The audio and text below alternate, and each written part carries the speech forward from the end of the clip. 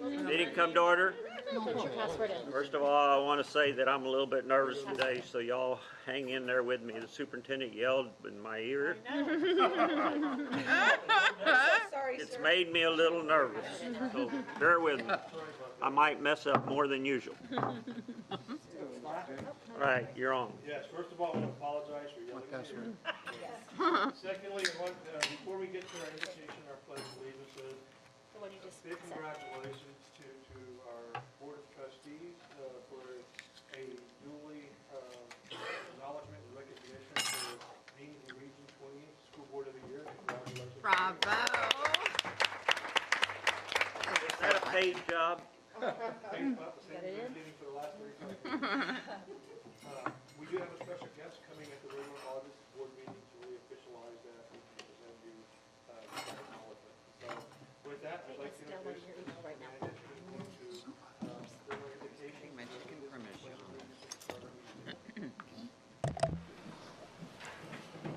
Let us reflect on how to best serve the students and staff of Southwest ISD. Allow us to work together well, to listen and respect each other's talents and skills, and to be watchful and mindful of the responsibilities we hold as a governing body. May we rejoice in the privilege of watching our students grow into enlightened citizens of the community, and may we maintain focus on the dreams and aspirations of those we serve.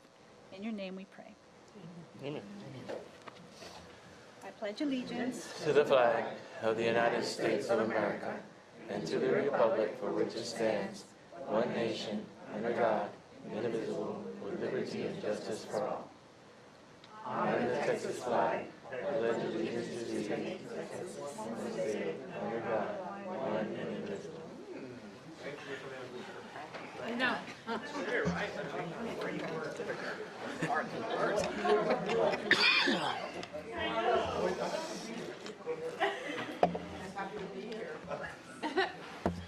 All right, the first thing on the agenda is academics, advanced academics. Yes, sir. Before I turn that over to Dr. Fay, I'd just like to let our president know that we do have a little out of order. I think I've given you that. We're going to ask for B to go to E. And I do have a closed session item at the end for those members who can stay. We're going to try to get this through. All this information, a lot of it is informational, but we think we're going to have some questions, and we'd like to kind of stay on track so we can have that closed session. I know we started a little late already today, so I'll put it over to Dr. Fay, and we'll get on each one of our agendas. So we kind of have a presentation today that's going to be done by our new Executive Director for Secondary, Jennifer Ellison, and our Executive Director for Elementary, Dalila Garcia. And it's kind of a combined presentation on kind of the state of academics and where we landed on test scores, as well as that projection for advanced academic piece and kind of where we're going. So I'm going to go ahead and turn that over to the experts. Thank you. So we do have a full picture of what we look like from kinder through 12th grade. So we wanted to share with you where we stand right now. So we are looking at iStation data, and this is from kinder, the results that we have from the beginning of the year to the end of the year.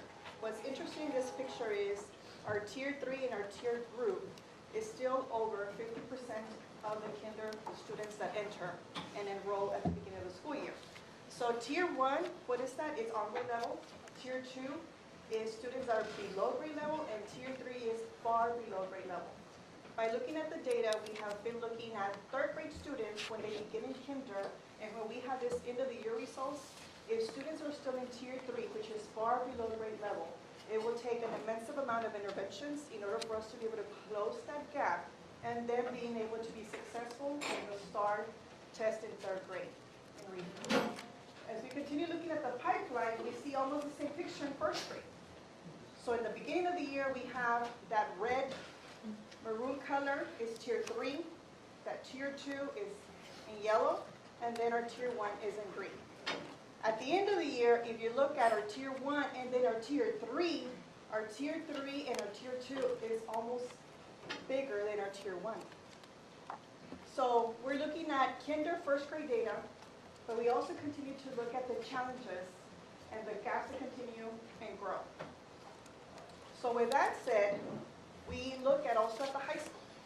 We get to the high school, and the high school only has 4 years to close this gap. A gap that did not start just in 9th grade or in 6th grade, but a gap that now we realize and we look at is our as early as kinder. So what do we do at the high school? We push in our best resources, our best strategies, our best teachers, and we try to rush to be able to close the gap and have a great graduation percentage and graduate all of our students at the end of 4 years. So what we're looking at is this coming school year, we're focusing specifically in our literacy. We have to start early. It's not a 9th grade job, it's not a 6th grade job, it starts as early as kinder. So for kinder, what we're doing this year, kinder through 2nd grade, and where we're looking at 3rd grade here, which you'll see some of the celebrations and games where we do have a percentage of students. You look at our Southwest, and you look at where we are still like at that 69% that is approaching. Approaching means that it's limited growth. They're not beyond the grade level, but during that year that we had them in 3rd grade, they passed. And that's just passed. But what we want to celebrate is that master's level, that 85%, that when they take this test and the curriculum that we've taught them, they've been able to master 85% of the content. So and that level will be considered accelerated growth. And that's what we want to celebrate year after year. So here is our focus on every child progressing. Currently, if you look at our kinder, 1st and 2nd, we have a 90-minute block. So we are allotting time and minutes for reading. We definitely do. We have resources for reading. But now what we're going to do this coming school year is we're going to restructure and create a different routine in that kinder, 1st and 2nd grade. And this is going to go beyond. It's not just the kinder work. We're going to incorporate this for middle school and for the high school, but with additional PD that we're going to be preparing our campuses for.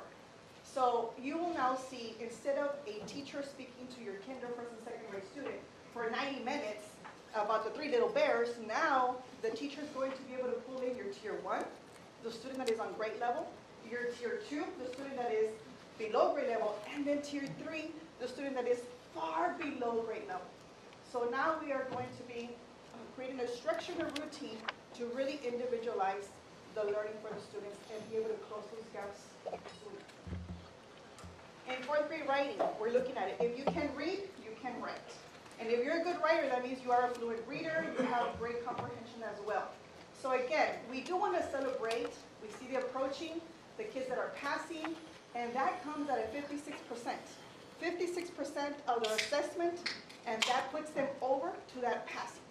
If they are able to master 56% of that assessment, they're right there, they're passing. But the celebration part would be them being able to be in that accelerated growth at master's level. I give you whatever assignment, and you have already completed the year with at least 84% or more of everything that we taught you. In that grade level, you've had some growth, that accelerated growth. So for writing, we're not starting in 4th grade where it gets assessed, or in 3rd grade where they take a first-time reading test. We're going to start as early as kinder. And we're pushing some of our strategies down to pre-K as well. So for kinder, you look at a kinder writing sample, kinder students can write. They might not know how to spell, but they will be able to sound it out. So there you'll see they're to Santa, about Saturn, about Pluto. So they will be able to spell it out and sound out and write it out. Our end result for elementary and 4th grade, you will see that last sample, and that will be for our 4th grade writing student. So it's going to be a progressive growth. And so then we move on to our secondary. So you see a secondary slide and you think, why on earth then does it say 3rd grade math? Because we've been looking at the pipeline from 12th grade down to kinder, from kinder up to 12th grade. The same thing is true not only in the reading, but in the math as well. The trends that we see in the elementary carries on through the middle schools and the high schools. You can see the same thing that Dalila was pointing out. The continuum, we're doing a great job at passing the test, but now we want to really lock it in and start heading towards those master's levels.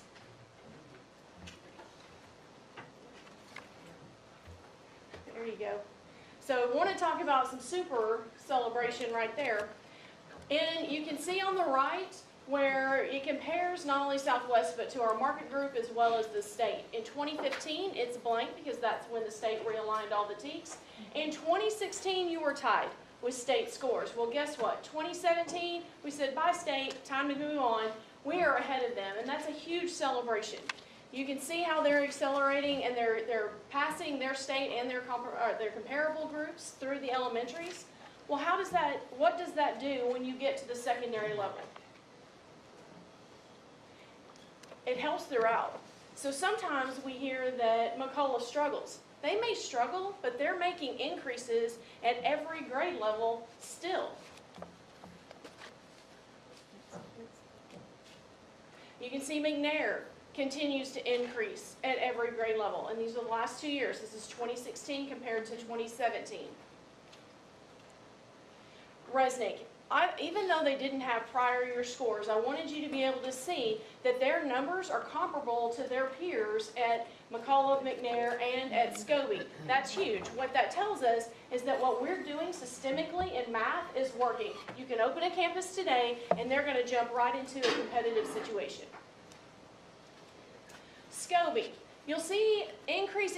Oh wait, there's a decrease. Well, don't panic. That's a false negative. It looks like we lost about 18%, but who is that? Who are those 18%? Who makes up the 8th grade math? So this year, Scobie, with that great pipeline that you have coming through those elementaries, tried to fail forward.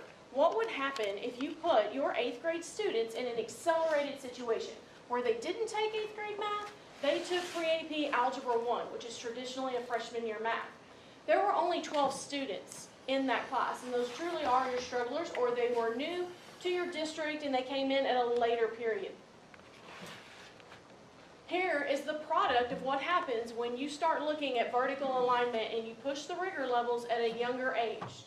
58% of all your 8th graders in Southwest took the Algebra 1 EOC and had a 95% pass rate. You'll see over on the right, MCA, MCN, Resnick, and Scobie, those are your numbers of testers. Prior to that, the year before, there were only 380 who attempted the Algebra 1 test, so you've almost doubled that. And that's out of over 1,000 Southwest students, and that's where the 58% is coming from. So that's impressive. That's huge. So now what, right? How do you get even better than that? Because that's our job.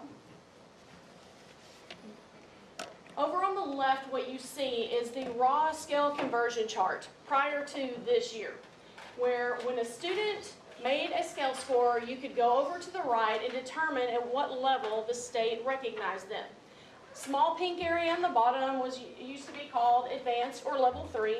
You'll notice that dark blue area, it was recommended or final level 2.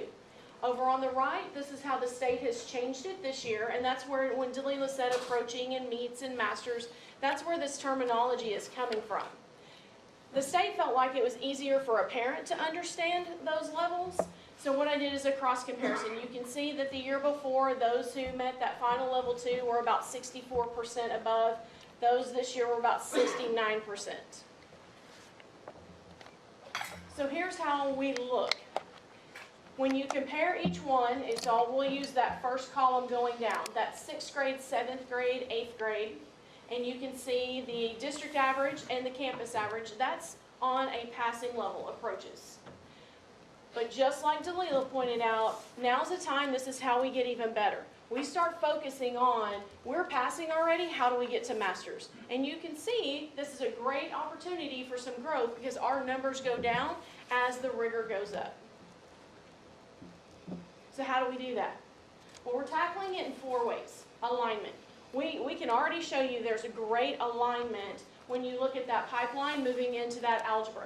But we continue to strengthen it, continue to identify areas that we can put in for growth, continue to identify even strategies that help students even more. A big shift will be looking at Index 2.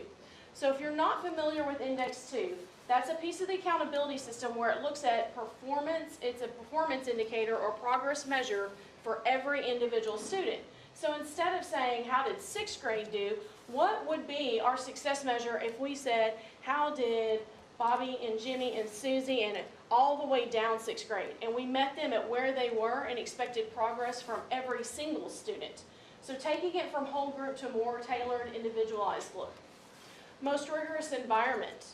Being able to customize paths so that every student starts understanding that I can put myself and I should put myself in the most rigorous possible environment for me. And then 4 party support systems. Continue with that community engagement so that everyone has clear roles. Clear roles for a parent, clear role for a student, clear role for an administrator, even an instructor. So if we continue through the pipeline, now let's look at our advanced academics. You have a copy, I know this is extremely small. This particular copy is a draft. How do we make this happen? Well, we start by looking 6-12. Forget the old traditional idea of this is a 9 through 12 system. We've already broken that box, that constraint, when you started at letting 8th graders accelerate into Algebra 1. But guess what? That's not enough. You have younger students. Some of those 5th graders that are now beating the state, they need more rigor. So beginning this year, not only are we trying to increase at the other 3 schools, just like Scobie in the Algebra 1, work is already started and changing the alignment for the SEs so that next year we'll be able to offer Algebra 1 to qualifying 7th graders. And yes, you have some. I can guarantee it. So what does that mean? Why would I even offer that? Why do I want a 6th or 7th grader or 7th or 8th grader having that opportunity? Well, if you'll look all the way to the right, look what happens to senior year. Gone are the, well, I hit my 4th math. For some of them, they've got 6 and 7 years of math. Talk about a foot in the door if you want to be an engineer. So the same thing is true for English. Currently, we do not have an acceleration model at the middle school. Changing. You have students that are mastering on grade level back in 3rd and 4th grade, and because we keep them trapped in a grade level, we're not necessarily letting them take that most rigorous environment. So this year we're working on certifications as well as TEKS, so that next year we'll be able to bring down English 1 into the 8th grade for students who that is their opportunity to progress in rigor. All of this is Tier 1 instruction. This is what we expect for every student. This is what we give as a service. Well, here we start our advanced placement exams. College Board aligns their exams as well as their national merit and everything else. So how do we get bigger scores? How do we get better? Well, step 1 was exactly what you've done, and that's open up these courses to give access to all. And you've done an amazing job. In fact, look at the increase in numbers just between last year and this year, from 699 to 891. What that says is you've now created conversation and dialogue that students feel confident and that they're ready to take these challenges. Duke Tip currently offered 7th grade, bringing that down and allow some of the elementaries to participate in Duke Tip. And for those of you maybe not aware, the Duke Tip is an identifier for those students that are above not only their peers locally, but nationally. So how do we change this to create a true pipeline there also? 4th grade, 6th grade Duke Tip, give them an opportunity because it gives you great data back and awareness and where these gifted students are. Align the College Board testing to include earlier grades, and that means the PSAT coming back to 8th grade, and then watching that data as it transitions 9 through 11. Creating a pre-AP honors class at the middle school. Each middle school will have a pre-AP honors math and a pre-AP honors English that was criteria based, and they have one job this year, and that's to help those kids get the rigor that they need to meet where they're currently at. Leveraging Millennium Scholars. Opening that up so that more scholars can participate and that it truly looks like or reflects the diversity that we have in these advanced programs. And then aligning, just like you saw earlier, aligning 6-12 courses that not only build on rigor, but as the culture shifts from I'm just going to take a class to I need a more rigorous class, there's opportunity for every student to onboard in not only something they're great at, but to take risks as well. So let's talk TSI a little bit, that measure of college readiness. Intentional planning. We revamped Edgenuity in the spring, thanks to our counselors. They were very dedicated and walked our, at that point, Millennium Scholars through, and Restore Education came in and helped do some face-to-face. Well, how did that translate? Last year's 399 middle school students attempted TSI. This year, 600 took it. Well, usually when you increase the number of students, what happens to your scores? Sometimes they decrease because you've added more to the population. Well, I'm very pleased to tell you that didn't happen. Went from 49% of those tested last year who met the college readiness standard on one or more tests to translating to 64% this year. Okay. On your table, you also have this, and this is a drilled down version of those TSI scores so that you can see each campus, how they either added students, increased in tests, and if you were a person at Resnick, they danced around, kind of did the happy dance, because their percentage in math actually beat their peers on the TSI. That's awesome. That's really good.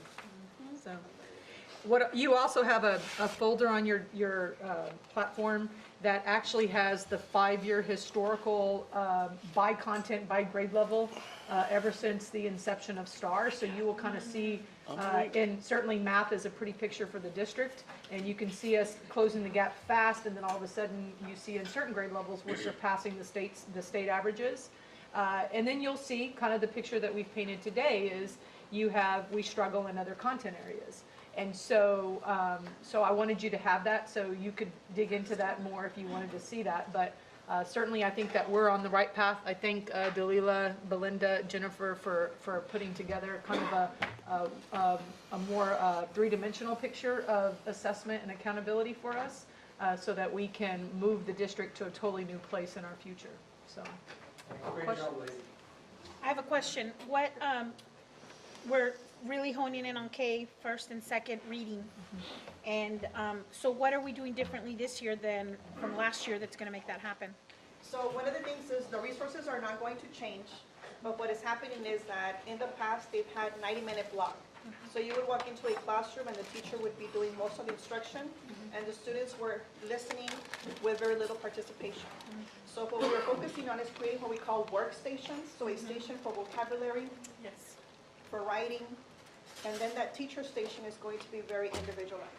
The teacher becoming more familiar with that iStation data, and also doing homogeneous groups part of the days, where they're bringing in that tier 1, or that tier 2, or that tier 3 group. So we're creating what is called a managing schedule. In the 90-minute block, they will start with 10 minutes of whole group instruction. Then you break it down to 15 minutes of small group instruction. You put in your groups again. You send some to vocabulary, some to independent reading, and some to writing. So that's one of the big structures that is going to be shifting in K through 6. So in making those changes, how are we helping the teacher? Now they have to plan completely differently. How are we going to help them with that? So the beauty of this is that in the past, it's been called Daily 5. Daily 5, the way it was introduced about possibly 4 years ago, it was that structure was only utilized during intervention. So they were only pulling in tier 3 students, but they were not pulling in the tier 1s and the tier 2s. So our big celebration is going to be being able to increase that master's level, that our tier 1s are expected to grow as well and to accelerate. So that will be, it's mainly, they're already familiar with the structure, which is All the Daily 5. teachers were doing that, or just, All the teachers were doing that. but just with their tier? Just with their tier 3. Okay. But they still had all of their classroom in there, so they did have their listening center, their reading center. They already had the classroom structure like that, but they only thought that Daily 5 intervention time was only those 30 minutes. Okay. Now we want to be able to expand those 30 minutes plus the additional 90 minutes, that the entire time we can be doing interventions and working with our tier 1 and our tier 2 and our tier 3 group. So they already have the planning, and is what you're saying? Yes, The planning's there already because they've been doing it. They're just going to expand it to more students. exactly. Okay. Yes. if I could add also is that this year we've taken our curriculum, which is TCMPC, and we've aligned all of our resources. We spent a good 3 weeks on that with district staff across the district. We will have trainer or trainers in every one of our schools. That's already taken place. And all of our back-to-school PD is around the changes that we want to see happening in our schools. So there will be no teacher that is expected to carry out a different plan that is not executable by PD, by support from PD.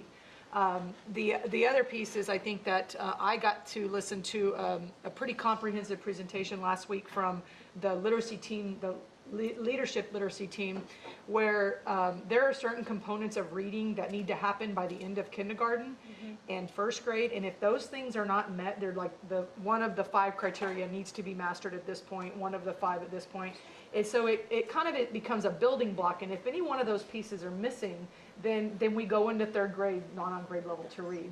And so they've really done just a fabulous job working with Velia. Our biliteracy program is really kind of getting ready to unveil itself. And I think that we're going to have pretty high expectations for what happens in K-1 too.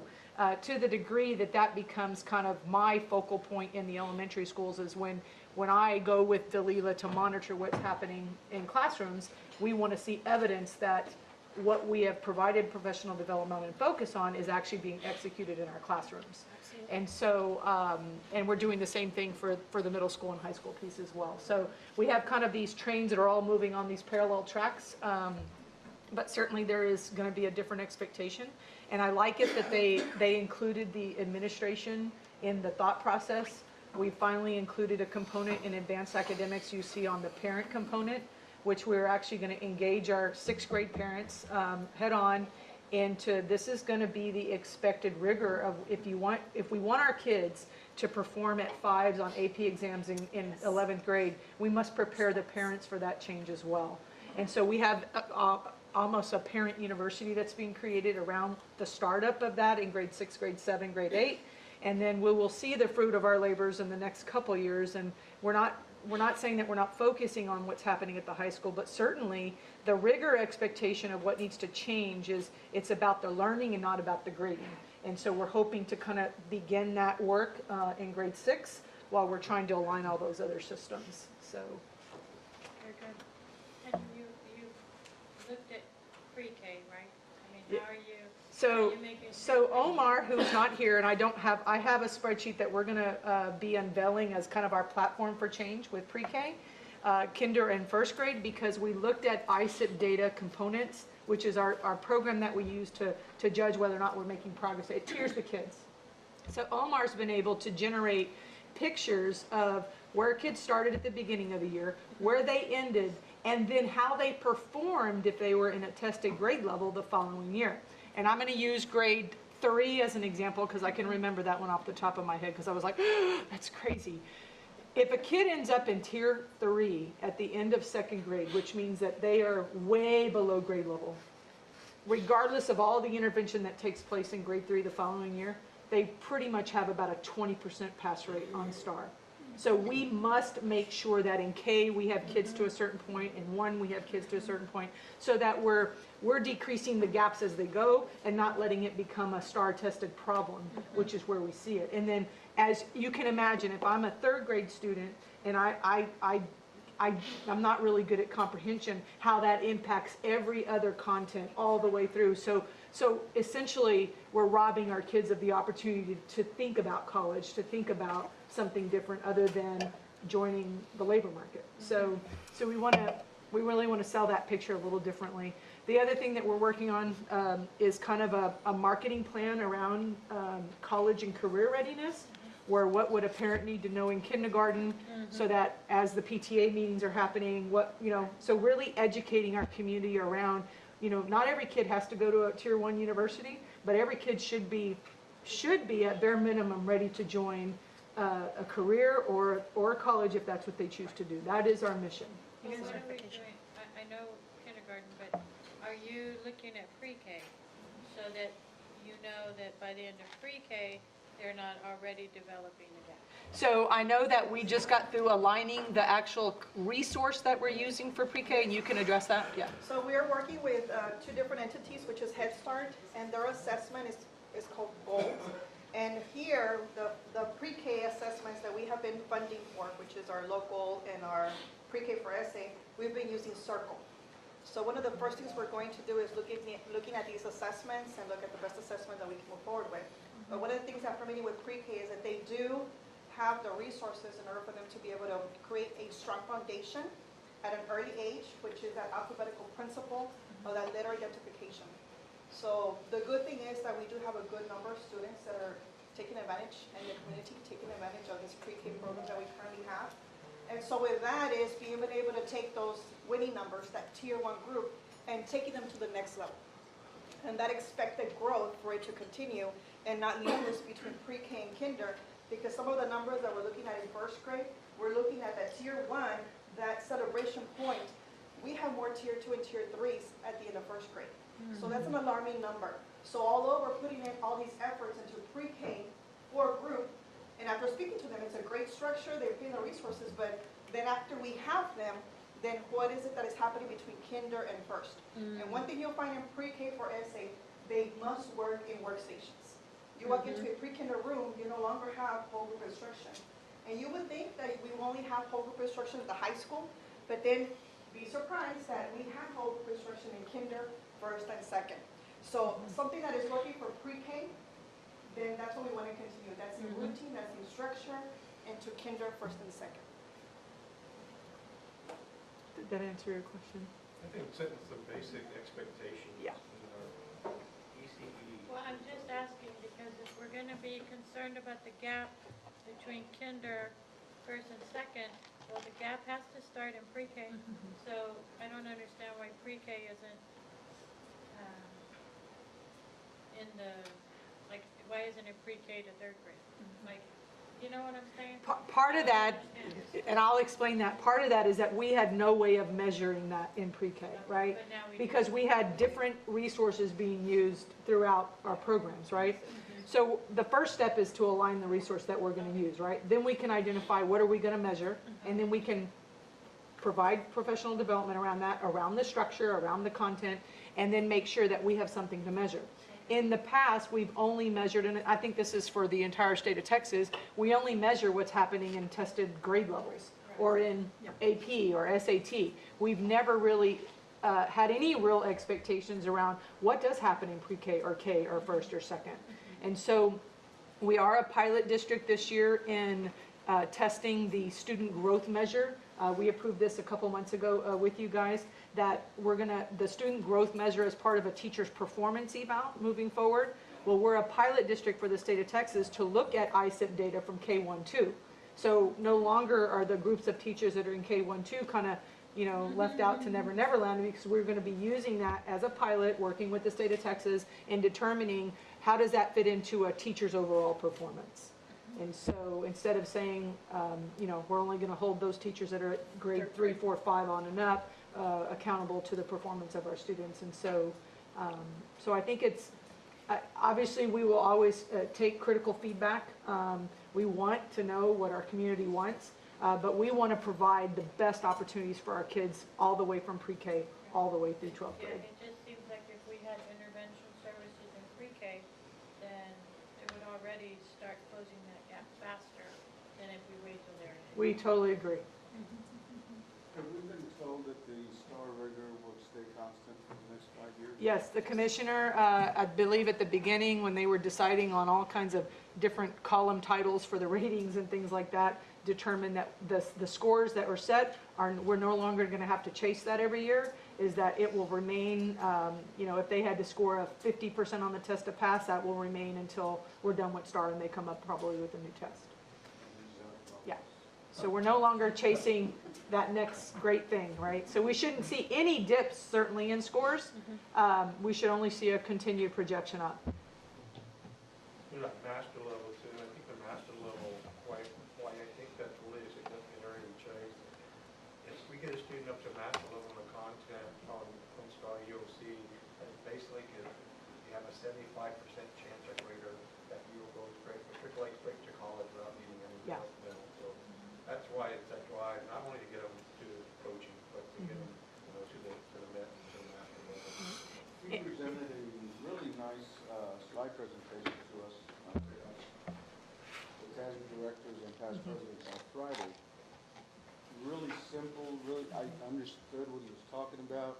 I'm trying to get a copy of it. I've emailed him. And if I do, I think it'd be a great tool for us, the parents. That's one of the big things to work with parents and what they can do on teaching to the test, for lack of a better word, at home. Yeah. The other thing I want to mention to the group is that, and this is something that I learned moving over into curriculum instruction this past year, was STAR wasn't designed around a bare minimum expectation for kids. STAR was built on a college readiness system. And so when we're saying that, you only have to score 56%, we're saying they have to be at 56% of a college-ready foundation, right? And so it is a different test than TAKS and TEAMS and TOS and all those other things, because that was kind of a bare minimum expectation just to be able to be a graduate. The STAR was built on a college readiness platform. And so, so when Dr. Verstov says that if a kid can master, right, 75%, that there's a 75% chance that they're not going to have to take a developmental course and be prepared to handle the rigor of the content. And of course, we also need to be working on, are they prepared to put in the time for the rigor at that level? And so, any other questions? Oh, but we better move along. There you go. Alrighty then. That moves right into me. Great job, buddy. Great job. I actually understood a little. Alrighty Are then. you gonna play like thunder and lightning music? No, I'm not. No. Earthquake, you know? Well, I know that it's been gonna be beating the dead drum. Pretty much a lot of the stuff is things you've already seen before. Hadn't a whole lot changed. I know last time I was here, I was talking about the special session that they were having, and talking about across the board giving teacher raises and not knowing whether it was going to be funded, and it was going to be one of those unfunded mandates. Currently, it's changing. It's evolving. It changes daily.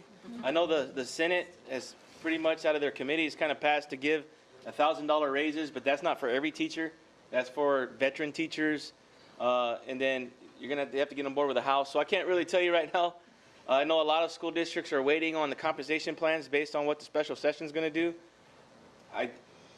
Looking into it more and with people that I talk to, is it may not affect us this year anyways. It may be something that they do down the line in 18, 19. And so hopefully, as we're moving forward in this budget, what they decide here at the end of August won't affect and impact us going forward for this year. Now, down the road next year and the year after, it could have some possible ramifications, but we have to just kind of sit and wait and see what they're going to decide. At the same time, our property values have came out, and they finished those off in July, so we're reworking those figures, and so I'll go over that with you here in a few minutes. And still, our projection for ADA, I'll give you what we've been looking at this whole time on our enrollment and the ADA for pass and trying to predict where we should be on that. And then going back to what we did last year with the tax ratification election and moving those pennies over, we have a shortfall on the INS side that we have to basically look at and see and how we're going to adjust the budget to that. And then legacy opening up. I've been talking about the staffing, operational costs. Those are there. Compensation plan is kind of towards the end of this presentation, and then just looking at the current fund balance. Our historical enrollment attendance, I know you've seen this, and I just want to remind, there was a period where we had some pretty tremendous growth in our enrollment. We're kind of getting to like I don't want to say we're kind of leveling off at this time for many factors. And so we just got to be leery of that and make sure that we're taking that into account, especially when you're projecting budget, because a lot of our budget's projected off students, ADA, and how many kids we got. And so as we do staffing, as we look at projection on the revenue side, we got to make sure we look at those. And so I really pay attention for budget side at the ADA. And I want to point out, on this side here, where we were as far as increasing, and you can kind of see the steady increase in the percentage here. And so I'm projecting next year to be about 12,820, and that's what I'm using in my formulas to run the projection on our revenue side. It could come in a little more, it could come in less, just depends on what goes on and the factors that are out there that's causing us to kind of go down in enrollment. So preliminary, I'll put those numbers in there with our certified values and also with our ADA projections. If you look at 16-17 this year, this is kind of our projection where we are ending up this final year in revenue. And this is just in state aid and in taxes. This doesn't take into account some of the other things that we raise money in, like our Medicaid reimbursements, some of our investments in our portfolio. Those aren't in this number here. But 17-18, you're seeing an increase, which is due to two things. One is our property values are increasing, and so we're going to receive a little more tax money. But the main trigger to that is the thing we did with the pennies. We moved those pennies over, we shifted those pennies, and the Austin yield went from $73 a penny to $100. And so we're actually maximizing more effort and gaining more revenue off of those pennies by doing what we did. And so you're seeing that increase. And so if I go back to 15-16, we had Toyota come on our books, And the year before that, our collections was about 20 million. So bringing Toyota on, our taxes went up to 30 million, which put us at 112. Well, the state was going to realize that, and they were going to drop us back down. So this number probably would have been around 104, 105. But moving those pennies, we were able to gain the extra revenue that we might have lost. And so we're seeing that also happen for us in 17, 18. The key to this is we're getting revenue, which is, we need it because we're opening 2 schools back to back. And so they've been like a good buffer to help us with that. But we have to understand down here is when we took those pennies away, we understand that we're losing less revenue on the INS side. And so that's the key to this whole budget, is trying to make sure that we have enough money rolling the fund balance so that we can make our payment. And so for this fiscal year 16-17, we've done that. We had enough money rolling the fund balance last year to make sure that we were okay to cover this debt payment. So we've made our debt payment. We're good to go. So we need to see what happens to our fund balance, what we're going to roll into after this school year, 16-17, to make sure that we cover our deficit for next year. And so I'll kind of go through that when we get closer to that slide. So this just kind of gives you the scenario of where we are in M&O and where we are in the INS shortfall. So really, if you look at those, moving those pennies, yes, we gained an extra $7 to $8 million, but we have to take into account that we're going to need some of that money to cover our INS side. So, reasons for revenue increase, I kind of covered those. The Austin yield went up. Property values are going up. Our ADA, we have more students, so that's going up. And then we have some enrollment programs that have some increasing people. And like in CTE, we have more students joining CTE. They create more funding. Special ed creates more funding. And so 2017-2018 revenue projection. Our tax levy, we went from $34 million to about 36 based on our property value. That's kind of see the increase about $2 million in extra revenue as far as taxes. And then our foundation program, which is our state aid, is increasing from 76 to 79. You're seeing where you're getting that extra $2 million from where the Austin yield went up. And then other revenue sources, this is where we come in. This is where our investments in our Medicaid and selling tickets at football games and all that stuff, that's where all that money comes in. That's the extra revenue that we gain as the district. So total revenue is about $120 million.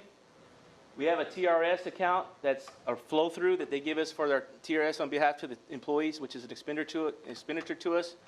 They give us that money from TRS, so it flows through. But overall, our revenue, because you have to add that in, it will be about $125 million, okay, give or take. Going to legacy, I kind of went over these expenditures. This is kind of what we've added to the budget this year due to opening legacy. You got staff, you got teachers, you got secretaries, a counselor. There's a few positions that we've added that has to go in there. You also have your utilities, costs that you can't find any way around. Utilities, CPS, water, SAWS, gas, all those expenses, insurance, and some of the campuses' fixed budgets. You know, Southwest High School has a set copiers that they spend every year. Well, we can't just take all their copiers and move them over. We have to get new copiers for legacy. So there's a lot of things that entail in this number. So that's about 3.6. And so working all those numbers into the budget, as far as staff, you're seeing a growth there in staff. So you're seeing about 97 million. You're seeing in our 6,200s, which is kind of our contracted services and those types of things. A lot of that's facilities and maintenance. You're seeing, and also paying our utility bills comes out of that. And so you can see these numbers growing a little bit due to to legacy. And that comes out about 120. Then you got to put the flow through in there because that's going to be an expenditure. So you're about 125 million. Okay, so you have 125 million in revenue, and you have 125 million in expenditures. And so this is kind of what it looks like on paper. So when I'm doing the budget and I'm looking at it, and so on the M&O side, I'm looking to be around 125. And I went ahead and balanced it out so it looks balanced because I'm off about 300,000. So we can figure that out and work that down. But on the revenue side, we're looking at a kind of a balanced budget. Now understand, this is without a compensation plan. So there's no raises worked into this. There's no other compensation plan in this number. Okay, that's just basically what we've added and what we've gained in revenue, and we haven't done anything as far as adding compensation to this number. On the I&I side, this is what we're looking to gain in our state aid and in our taxes for INS, and this is what our debt payment is for the fiscal year 2017-2018. And so you'll see on this side, this is where we have our deficit. And so as we're doing the budget, you're going to see a budget. It would probably be balanced on the M&O side, but you're going to see the deficit on the INS side that needs to be covered by fund balance. Now, if I did a 2% raise, just giving you a projection. So if we decided to go with a 2% raise, you'll see that the M&O budget will increase to 1.9, because that's pretty much what a 2% raise is, and that's around $1,100 a teacher. And then you have your support staff that gets 2% and your admin staff. And so then you will see a unbalanced M&O, and that's the projection where we are, with still the deficit you have on the INS side. And so that ends up being around $5 million. Okay? So balanced budget, just kind of looking at it. Maintenance and operations budget, we're real close right now. That's excluding a compensation plan. You have interest in seeking, that is a deficit budget at this point. And then you have the compensation plan, which we'll have to make a decision on what route we want to do as a district and with the board and making that decision. So different compensation plans that I talked about last time is a 0% would be no increase to the budget. You see what it is at this point, 125. A 1% would be about $999,000, $1 million to the budget, and then the 2% is about $2 million, roughly. And last time I was talking about the governor's special session, saying that they might put in that I think that we're going to be okay with that this year. I don't know for sure if I'm not saying they won't do anything, but the talk is that this might not kick in until the following year. And so we have a chance that we're okay with that. We may be okay with not having to be forced to give a raise that's unfunded. And so it's really going to be up to us to kind of make a decision on where we want to do. The other scenario is to do a retention incentive for employees, like it's a one-time check, like in December before the Christmas break. If we don't want to do because if you do a compensation plan and you give a raise within the actual salary, that's going to be reoccurring. So that costs, we do $2 million this year, that $2 million is still going to be there next year. And after that, and after that. If you do a one-time retention incentive, it's a one-time payment, it doesn't affect next year's budget. But that would be something that we would have to do probably out of fund balance if we wanted to. And so those are kind of the options. So on the retention incentive, you'll see that at $1,000, roughly we have about 1,900 employees. So I mean, it's $1,000 across would be about 1.9. Yes, ma'am. How much did their insurance go up? It depends on your plan. I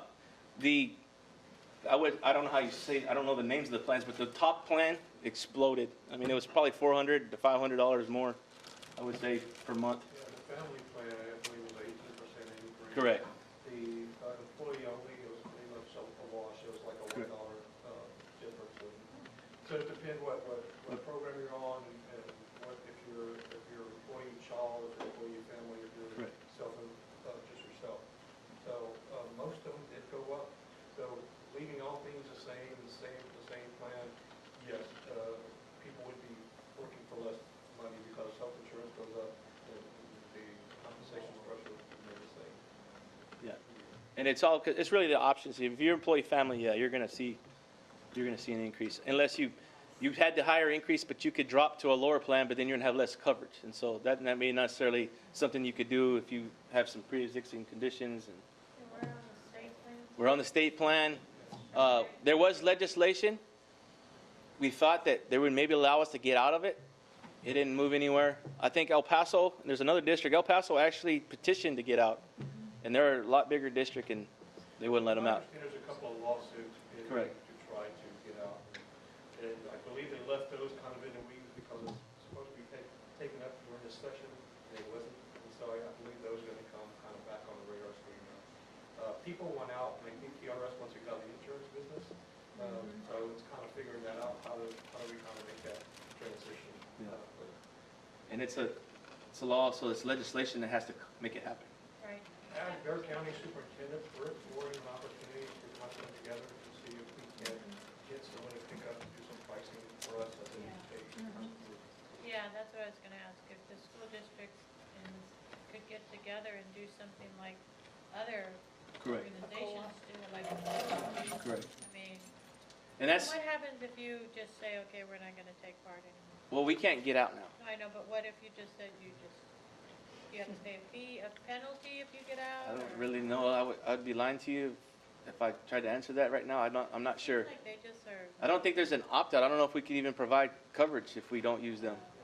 You can call El Paso, I'm sure they're. Yeah. and this is something that we have to change by law. Correct. So we would have to get like TASB and everything. Yeah, and they were. Lobbyists. And it was, and actually at the beginning, it picked up real traction because not only the TRS for our active employees, but the TRS for the retired yeah. employees was really in shambles, and that was their main focus. So they focused more on that, and they left the active alone. They said, you know, we can only handle one at a time because the one that was retired was in dire straits. Are they fixing that? this They're year? fixing that, and I think the special session's dealing with it some more.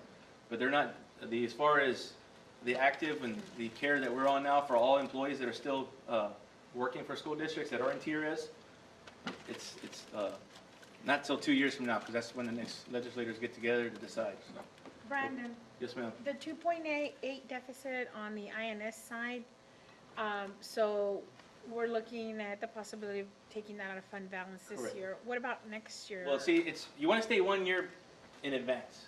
So like this past year, we rolled in 4 million into fund balance. At the end, like in October, about a resolution, we rolled 4 million back into the fund balance.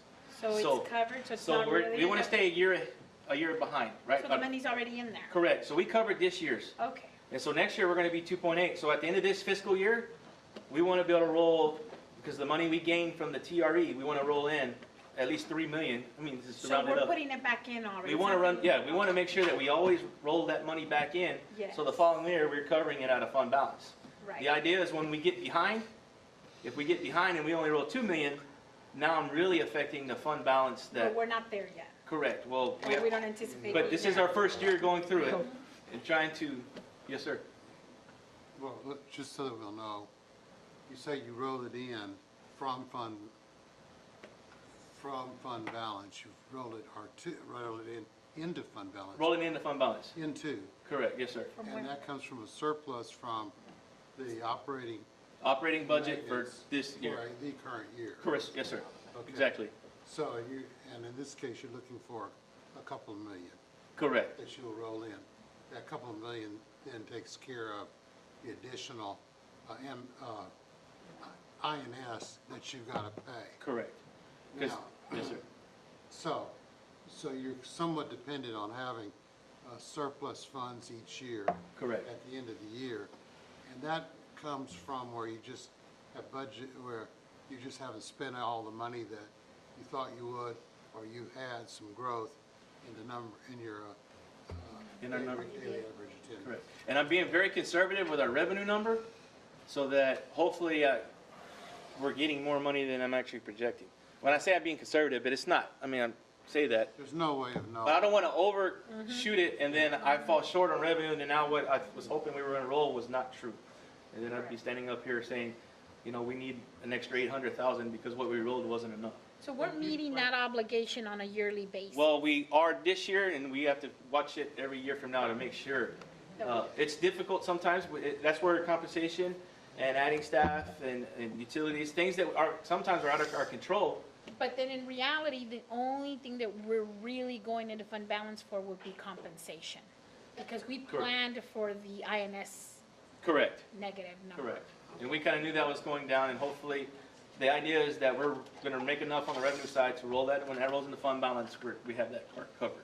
Because we just moved the planned pennies this when you made the decision to get the pennies, though, that you'd planned on. Correct. And to do this every year. Without doing that, we would not have the additional $4 million. Right.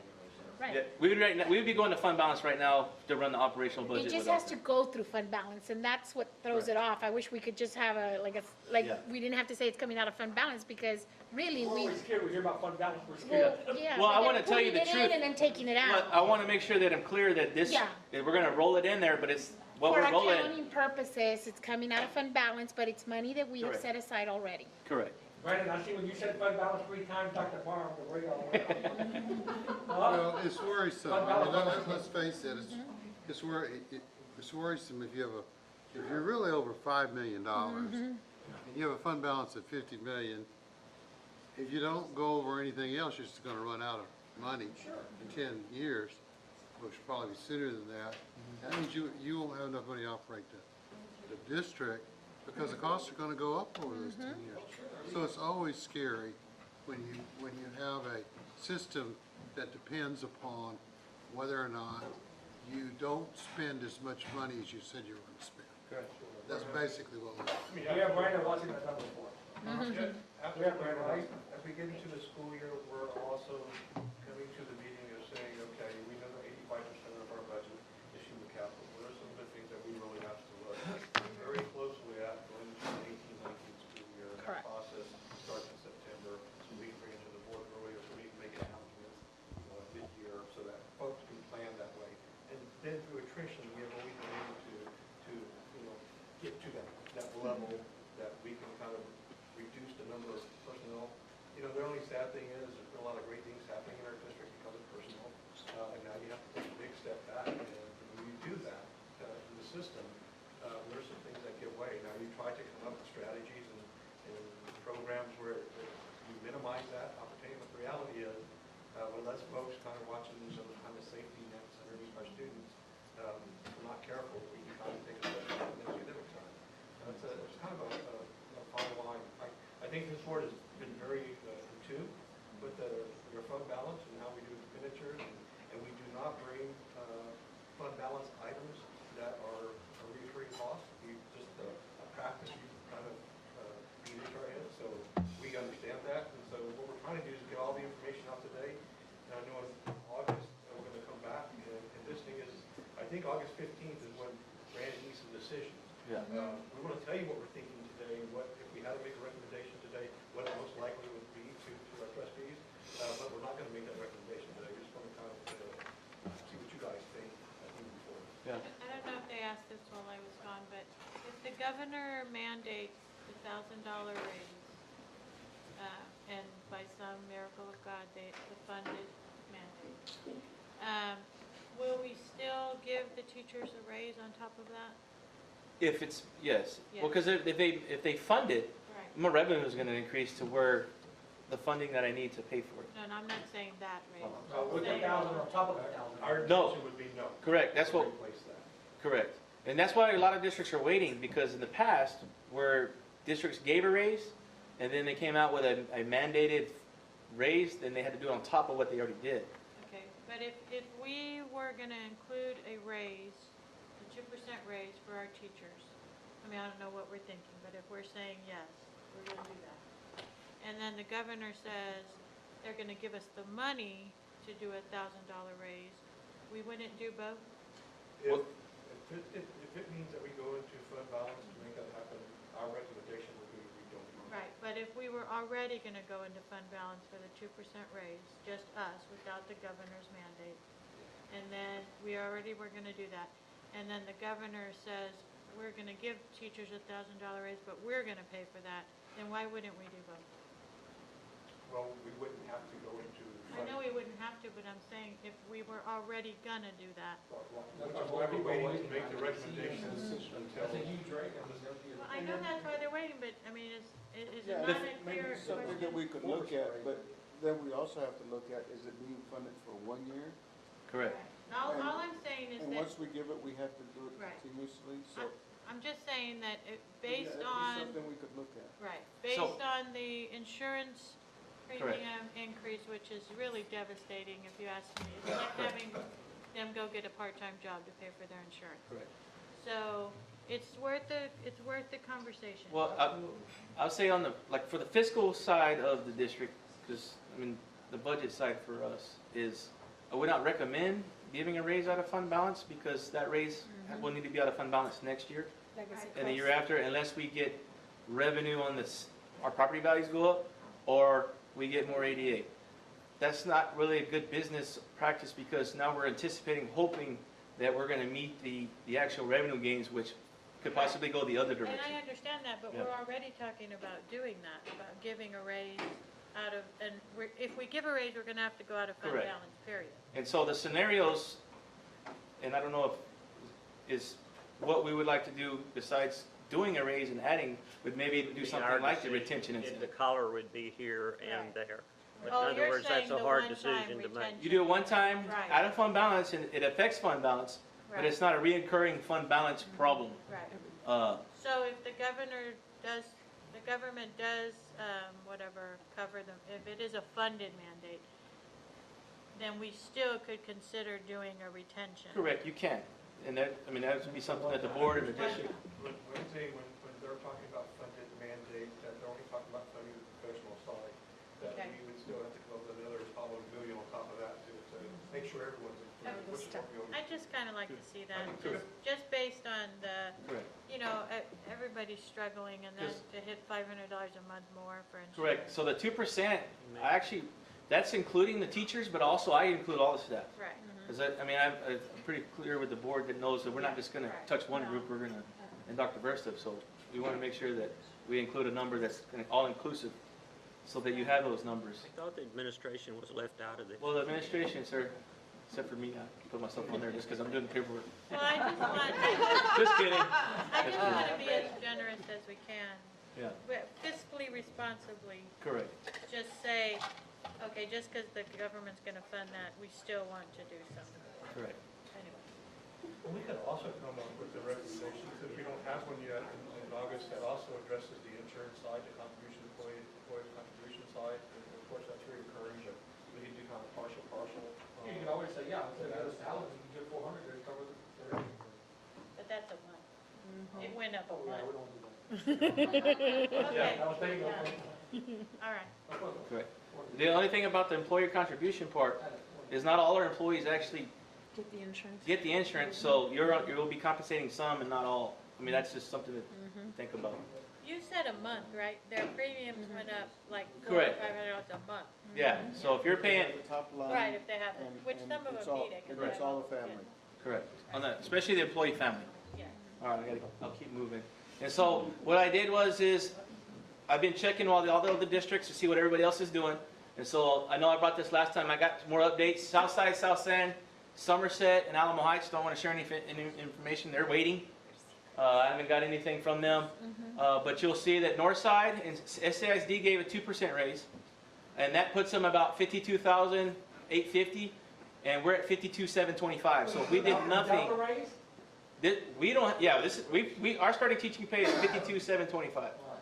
And so Northside was at $51,750 this year. So they were behind us pretty good. If they give it 2%, that's going to push them over us about $125.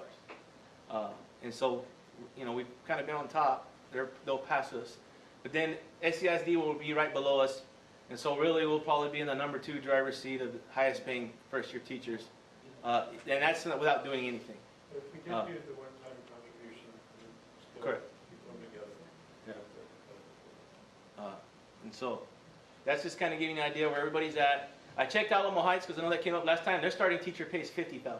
What do you So- know? It's because it's a privilege. Yeah, but they're below us. They're below us by like $2,000.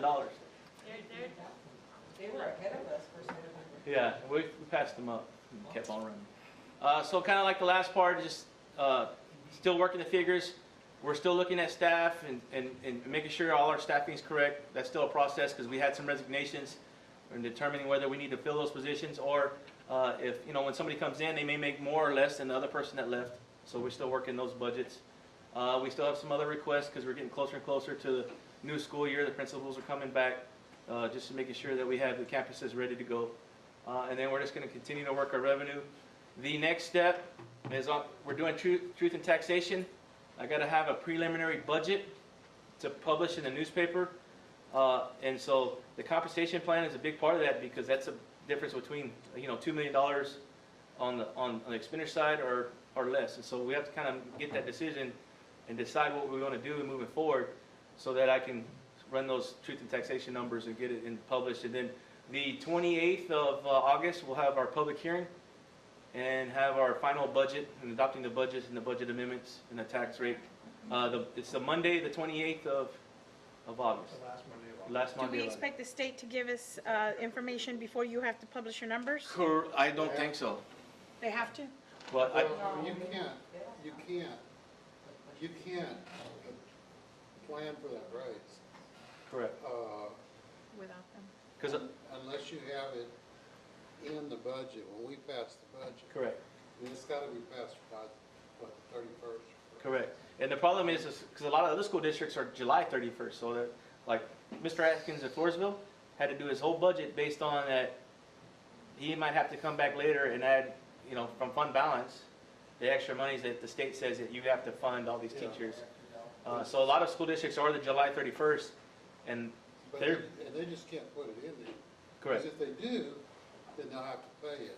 correct. Well, they put it in there, In but, addition to, correct, especially if it's unfunded, most of the school districts don't have the money. So they're gonna have an unbalanced budget yeah. if they put it in there. When does that truth in taxation, whatever thing you have to I change, have when is to, that? if we're going to have the public hearing on the 28th, I have to publish it 10 days before that. So I'm gonna be around the 18th or 17th, and I have to have that to the paper. So on the 15th, we're gonna come back with kind of a recommendation on the pay scale and the stipends list and all that stuff, and so that's when we'll decide and bring a recommendation to the board. At the board meeting? At the August 15th board meeting. We'll adopt the pay scale, Yeah. because that's what we usually do, we adopt the pay scale, and then we can set our tables. Because right now I have 3 different scenarios running in payroll, based on a 0% raise, a 1% raise, 2% So we have to make a decision on the fly right there and then? On the 15th, well, Because- Special sessions will be over. huh? The special sessions will be over at that time. We'll have some- Yeah, you'll know. We'll have some of our questions answered. At that Correct. time. We'll understand what direction, if we're gonna have unfunded mandate, funded mandate, Yeah. or if we're just staving it off till 18, 19. Right, but we can't get a recommendation like a day or two early so we can like Yeah. think about it? We could, as a Like senior staff, us. yes, as senior staff, we could tell So you. that you don't have like just those 5 minutes Correct. to make a decision? Correct, We can send it to you. Okay, So you have, thank you. you have it studied in your. correct, Yeah, It should be part of your board packet, which you get on the Friday. okay, yeah. And so we'll have a recommendation, and then, I mean, I don't mind talking and calling yeah. all you guys and tell you kind of what the, Well, can you take us to lunch then? I can do whatever you want, of course I can. Not out of the budget then. No, yeah, not anymore. We'll pay for ourselves. And not more than 3 at a time. Yeah. No more than 3 at a time. All right, any more questions? Well, it's a very difficult time for all school districts. I was telling Dr. Bursup this past weekend, who had really done quite well during the time that Eagle Ford was building up. Yeah. And this year, they're looking at losses of many millions of Correct. dollars in the appraised Values. values. And so there's no way they can make that money up. They just don't have any way to do it. And a lot of them have low fund balances too, so they're even in worse shape. That, I mean, the board has done a good job with the fund balance. So if we have tough times like they are, a lot of them are really struggling with figuring out what they're gonna do, cutting a lot of positions. Yeah.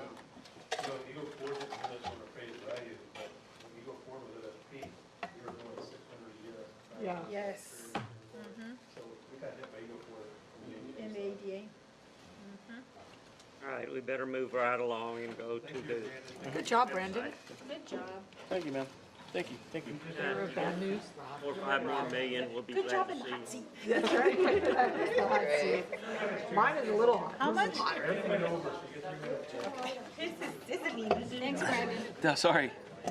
Okay, real brief.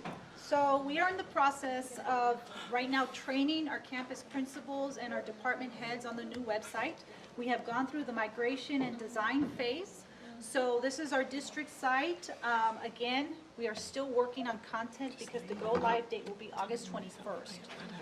So we were able to transfer over some information we felt we could, and then we're going to use this opportunity to really clean up the rest of the content. But as you can see here, we have our header with all our social media icons on the top. Then as we go through the tab pages, we have an About Us section. We have a department section with all our departments, all of our campuses, a section for our parents, a section for our students, a section for our community, and a section for our staff.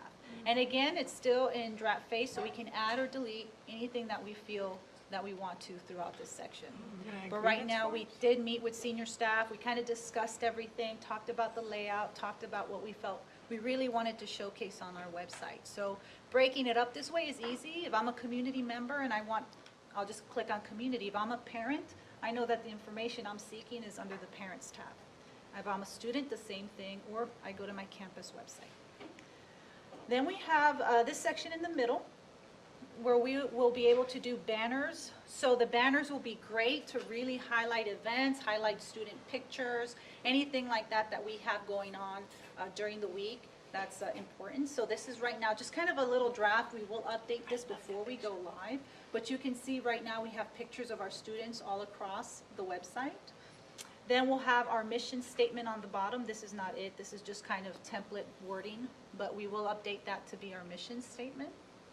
And then as we go further down here on the district site, we have an announcements section. This section will be to put any like quick kind of highlights, whether we have an event going on or like a vaccination drive or something district-wide. And then we have our quick link section here.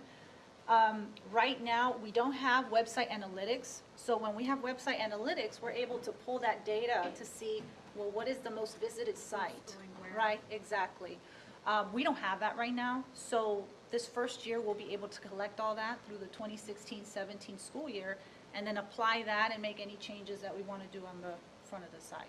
But for now, the quick links we felt were important information that parents and community members want to get to faster. So you can see that through here. We have our employment tab. We have a facility request tab, our Go Public, health services, newsroom. So newsroom is something new. We're going to try to highlight all our press releases and things that are happening real quick through there, almost like a newsreel. We'll have our transportation as well. And our district initiatives. We have so much going on here that we wanted to have one page highlighting all the district initiatives that are unique to Southwest. So that'll be placed under district initiatives. And then we also have our education foundation tab. And then as we scroll here, we have our latest news. So anything going on, we have so much great things going on. So latest news section will be a good way to kind of highlight some certain stories the way we do right now. Upcoming events, this calendar, I will be asking Jody to help me with that, to kind of look at the best way to migrate our Google Calendar to the upcoming events calendar. It'll be a district-wide calendar. And then we'll have a map. We need to update this to central office, but every campus site also has a map to their campus. So right now we're making sure that those maps are correct and going in there and making those changes. And then on the bottom, we have all our notices that are required that we should be having, along with our social media icons. And then as I said, Roger's been training this morning. He's been training the campus principals and administrators and the tech facilitators on the campus site. So we're going to be continuing doing training up until the start of the school week and throughout the school year. Real quick, the feedback from the trainings this morning is that it's a lot easier than our current system, which means it'll save us time and we'll be able to keep the information up to date.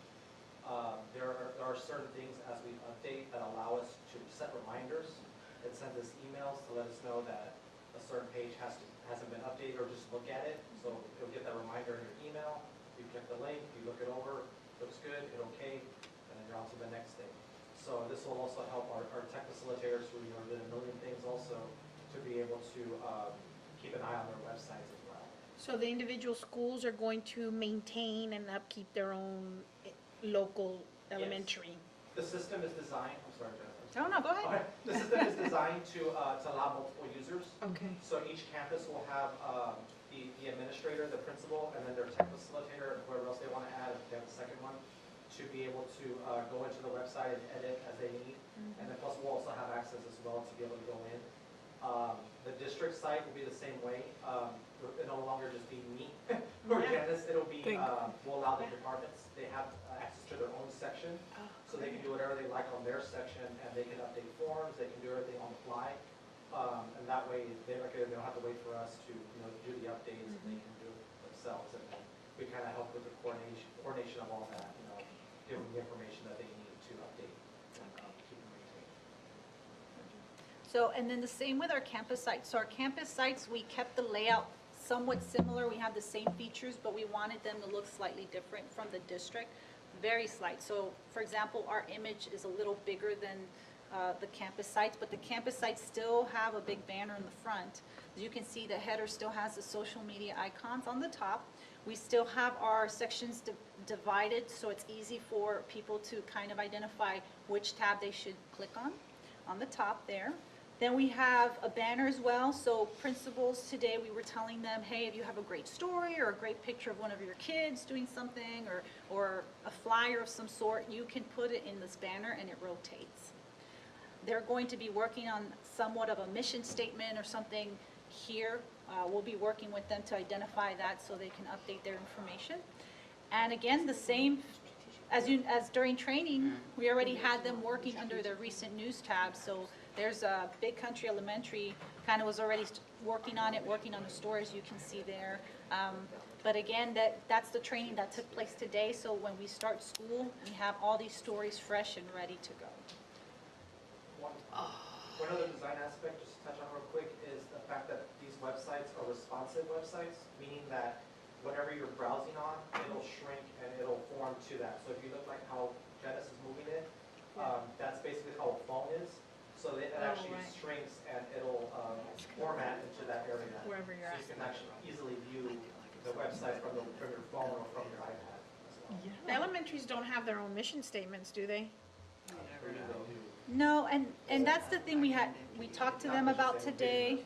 Some have mission statements on their current site, some don't. So But why are they different? Shouldn't they all be the same? they should, Okay, so Yeah. that's gonna happen? yes, Okay. yes. So that's why we kind of were talking to them. I think I had When you do seen, these things, you find those things out. Yeah. You don't know what you know.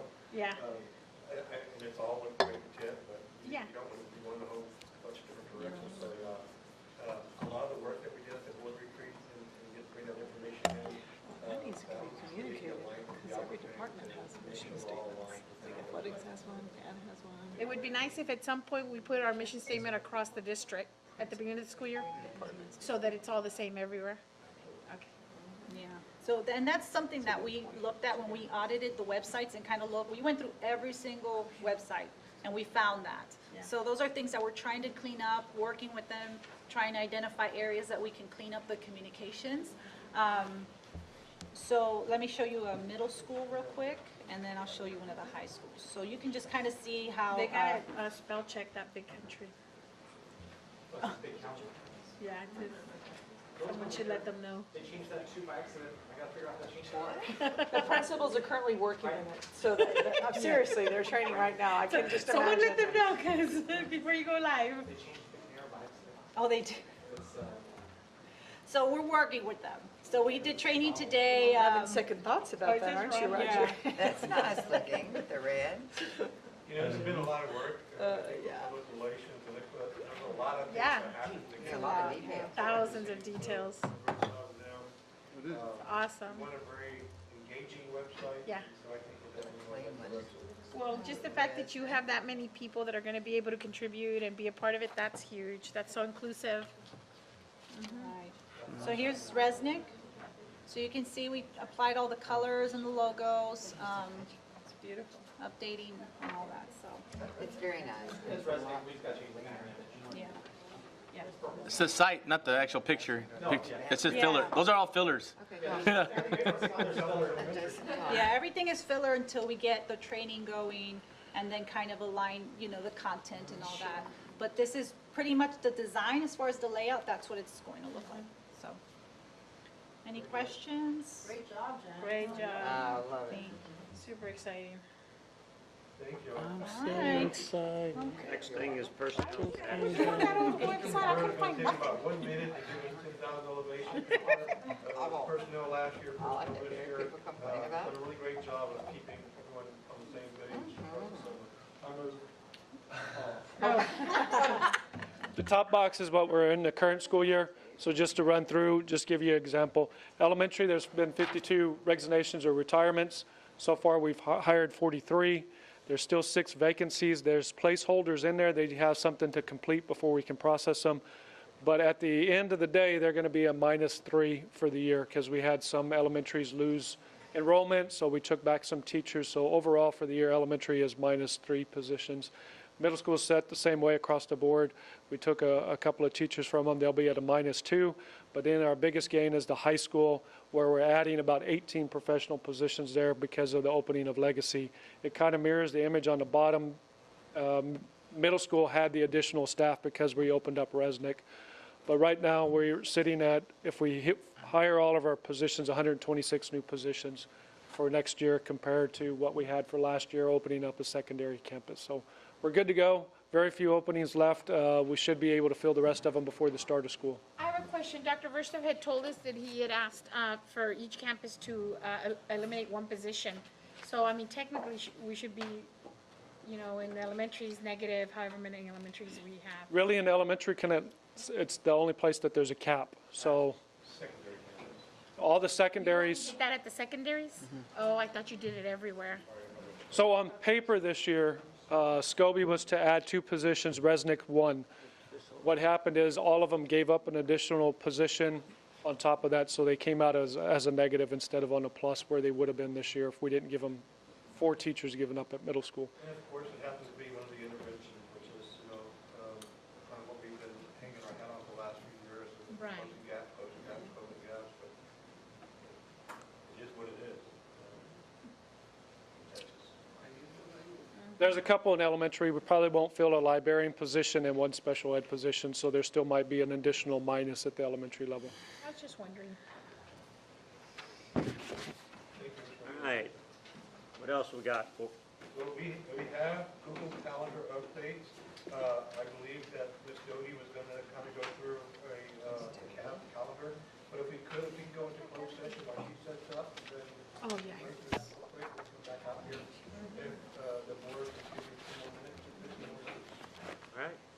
Anything else? All right, let me read the number. Under Texas Government Code 551-001.002-11, go into executive session.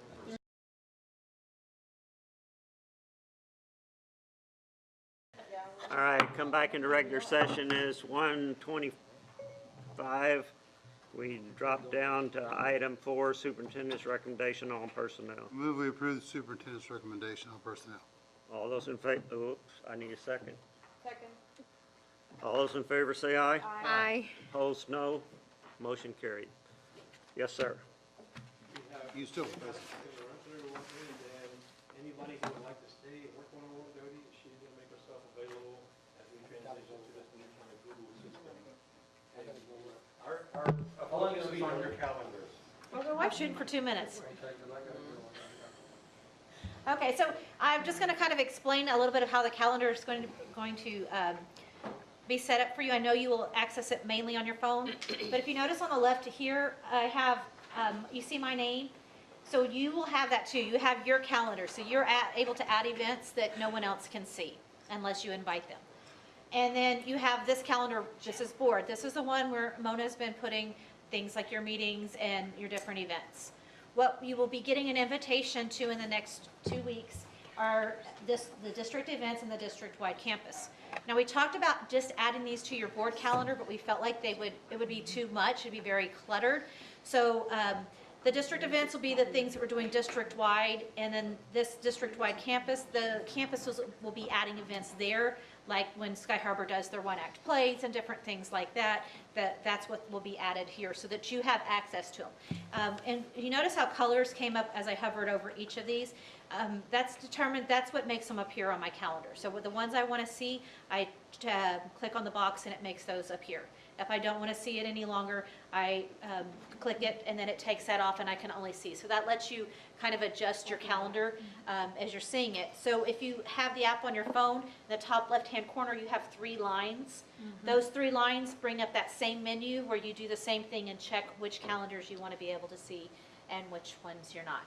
So right now I've got about half of the responses from the principal on who is going to be posting those. As soon as we get those calendars set up with the permissions, I will be sending you an invitation to those calendars. Okay. And that was mainly it. I just kind of wanted to let you know that that part was going to be added to the calendars. And then, like you said, I'll be here afterwards if you need any help with any of your. And when I forget everything again, you have it in your phone where. I do, yes, sir. I'll come over and help you. What else do we have? So anyone who would like one-on-one training with Doty, she will be here for a little while. So this one, With her like 3 weeks ago, and the best person really kind of helps. I just need. Good investment. Can we just set an appointment with you, Doty? Yeah. As far as I am, Doty, as far as I am behind on all this, would it do me any good? Oh, yes, because it's one of them. You just ask are, and I give you what you need. You got it. Well, we don't know the question. August 10th is Let me sit with to be have a special seating for our school board reference day. And we would need a board speaker for the event, for the show that evening. So anyone will get the chance here. Mr. President. Yeah, I'll do it, but I need to talk to you about it first. She was gonna say something That's it. about 6? So convocation, I don't know, how much y'all know about the theme we're doing this year. We're trying to have a little fun with it, so we're doing an Oscar-themed convocation. We have it all kind of planned out, and we have a dress attire for the day, formal wear, possibly like a little. I beg your pardon? Formal wear, What's Sure. that? Is that gym shorts and a t-shirt? Tuxedo. Oh, my gosh. Tuxedos? tuxedos if you can, that would be great. Is that reimbursable? Our staff will be wearing formal wear, working the Oscar, it's an Oscar-themed convocation. So, Well, I could wear a prom again, dress. it'll be fun. Well, I think I got a job that day. I actually went to an event this weekend that was a Casablanca event, and so Nice. the MC, which could be Dr. Verstup in a white coat jacket, was Ooh, really nice. nice. It was very formal, very nice, and so it was a Goodwill, good here theme. it comes. Yeah. How are we supposed to pay for all this? Well, see, guys, It's reimbursable. I love all of y'all, it'd be great. All right. Adios. Go home, it's 1:30. Lord